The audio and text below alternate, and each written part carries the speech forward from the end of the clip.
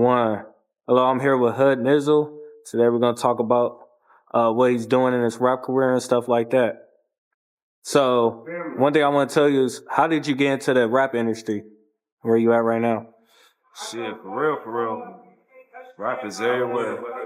You know, we all grow up to music, and I think music is in everybody. So just listening to a lot of rap, listening to a lot of music, reciting it. You know, I always been good with words. So it's kind of one of the things that kind of just came to me. I don't know. I think when my mama passed, it was, I kind of took a hold of it a little bit more.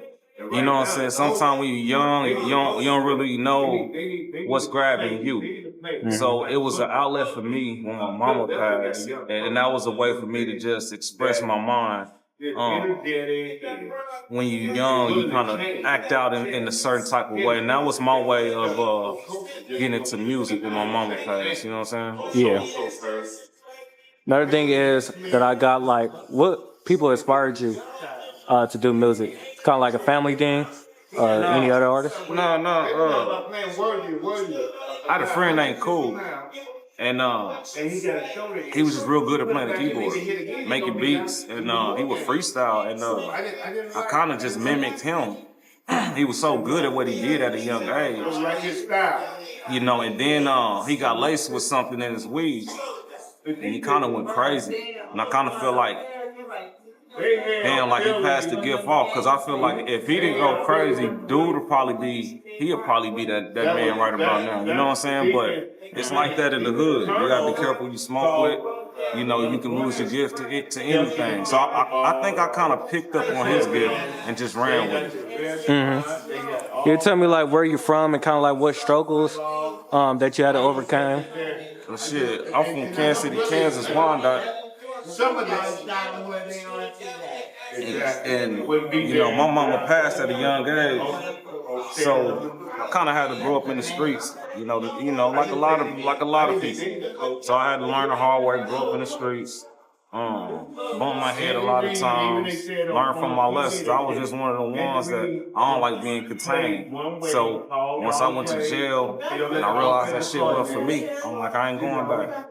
So I cleaned up shit, started doing shit more legally, started doing it better, and you know, we just took off from there. Mm-hmm. Kind of like any advice you would give somebody from like an upcoming artist, basically. Put God first no matter what. Mm-hmm. I couldn't, when I try to do this by myself, it just seemed empty. Until I start listening to my own intuition and kind of listening to God's way and going with the flow of the world, things start working for me. So no matter how much I try, and I try hard as hell, until I put God first and got my life right, you know what I'm saying? Then things start working for me. That might not go for everybody. If you got money and you can throw it around, you can move shit. But if you ain't got money, you come from the boss, you gotta get your shit right. Get your shit right, then go. Mm-hmm. How do you network around people? Well, first of all, people don't expect you to be nervous or scared when you're doing your job. They expect you to be confident. They expect you to walk up and excuse me. They expect you to know what you're doing. You know, if I can't even want to sell you something and I sound nervous, you don't, you know. So one of the things is be confident in yourself. You know, I knew I was hot or dope way before anybody knew it, and I had to bring that into light and show people how dope I am. So it took confidence. It took me knowing what I got. When you got a good product, it can sell itself. You know what I'm saying? So work hard, come with a good product, and it's gonna sell itself. 1 + 1 gonna always be 2. Mm-hmm. Like your songwriting process. Okay. First, my name Hood Nizzle, so it got to be hood for me. You know what I'm saying? I write about hood things, and I don't want to be in the one lane. So I like to stay versatile. You know what I'm saying? And diverse, and write about a lot of things, bro. So you know, I learned from the old school. So if I'm dropping an album, I'm gonna come with a little bit of different flavor. It's a little bit of farty. a little bit of smoking, a little bit for the females, a little bit for the pain. You know, I just try to touch at least 4 areas on every album. You know what I'm saying? Sounds cool. I love all music. I like music from the 30s. You know, so for me, that's important because it keeps my mind open to be creative.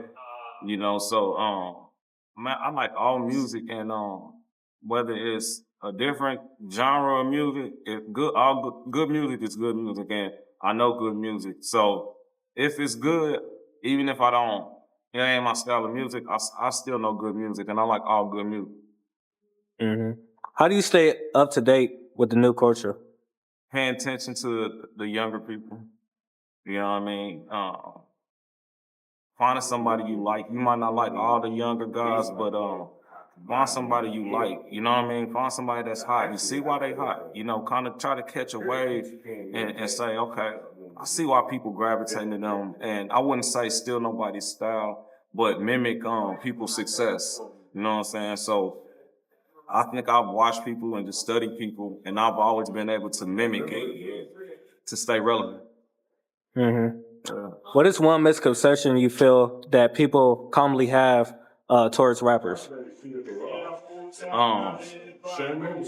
That they all got money, that they all extraordinary, you know, they regular people. You know? And now with internet, you can get in contact with big artists like regular people. You know, when you meet them, sometimes you do be fanned out. But you know, I done met celebrities, and you know, they try to come off like regular people sometimes because that's what they are. You know, so I look at everybody the same, but I do give respect where respect is due. You know, some people are more powerful than others. Mm-hmm. Explain me your schedule as a rapper, like the work ethic. There's a lot of things that you got to do, kind of like out of the scene, that most people think. Well, it depends on what I'm working on. If I'm working on an album, you know, make a long story short, I try to get the beats together, you go studio, make sure I got all my verses down, then I go get my features. I might pick a song, you know. Now with the internet, before I drop my album, I might drop some clips, might drop some samples to let people know that it's coming. And then, you know, we might go from there. Mm-hmm. Also, do you got like any shout outs to any other artists or anything like that? Yeah, man. Plenty of shout outs, especially everybody from Wyandotte, especially my bro Dewey the Don. You know, my homegirl Rob Blow the Star. My homeboy JR Hood Star. We got Erda Phenom. Man, there's so many more, and I don't want to leave out nobody, but they're the first ones who come to mind. And they're the ones that I work with, I love working with, and they do real good business, so they're the ones that come to mind first for. Mm-hmm. Yeah. Well, man, I appreciate interviewing you. Thank you for talking. I wish the best for you, man. Same to you, man. Much success, man. It's your neighborhood Nizzle, man. Okay, where can we follow you? Me on Instagram, Hood Nizzle, TikTok, Hood Nizzle, Snapchat, Hood Nizzle, Facebook, Hood Nizzle, YouTube, Hood Nizzle. You can Google Hood Nizzle. Add me wherever you go on your favorite playlist. Add me to your playlist, Spotify, Deezer, wherever. Look me up, leave me a comment, like, subscribe, share, all that shit. I appreciate everybody. Some knowledge and words and words more than people think.